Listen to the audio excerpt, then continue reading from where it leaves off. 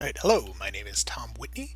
I am going to be showing off the game I have created using Tom Francis's Game Maker tutorials as a guide. There's a link to those in the description. They're really great. They've taught me a lot about the basics of coding and of using the Game Maker Studio specifically.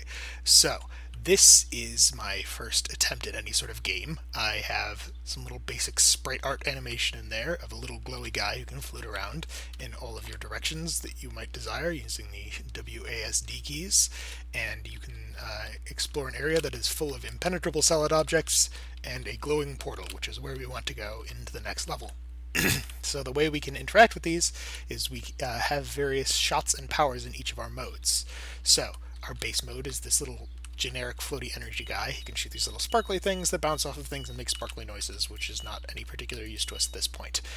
This is going to be the default mode. Probably wouldn't be used much in the actual final game, but maybe you can customize it using different powers. So the name of this game, if you bring up the menu screen, I've called it Elemental, and that is the idea is I was inspired by games like Magicka or Divinity Original Sin that use elemental interactions as a way to sort of create changes in the environment, to attack enemies, and basically use the systems in the game to have fun with mixing and matching your own array of powers. So there are various modes to this character.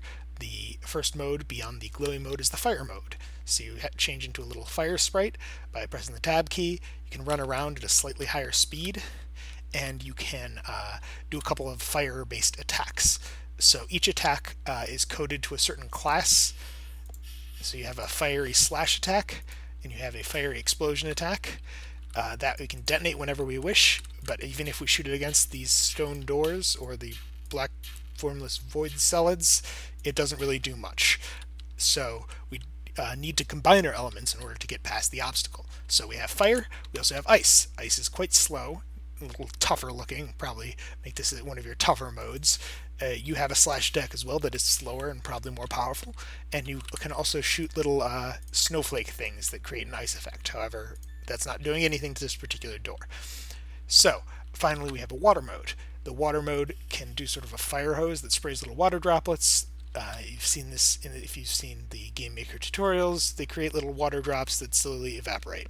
So the goal of this is to figure out how the elements can interact. So water and fire. Fire evaporates water, and if there's different strength ratings to each thing, so the light little droplets of fire get put out and turned into steam, whereas the strong blast of fire just passes over and evaporates all of the water that it encounters. So this is a cool little interaction in order to get rid of water in your path if you don't want water there for whatever reason. The other thing you can do with water is you can freeze it. So you can shoot all the little water droplets out, and then you can shoot ice over it. Now, one thing that was neat, it was an emergent thing that I sort of realized after I had coded it, it wasn't even intending this, was that you can freeze everything you hit there. There's a little time delay. I'll show why in a second. And then that ice will freeze all the adjacent water drops, and you'll sort of create a spreading little field of ice slick. Now, this ice slick, you can walk over it without much problem, but it can be used to damage enemies who are weak to ice. It can be used to help sort of preemptively start freezing all of the water droplets that have crossed it, and it can also be used to be melted with fire. So if I shoot my fire over it, the ice melts and turns into water. It starts to refreeze, so I need to blast it with fire a couple times in a row if I want to turn it into steam.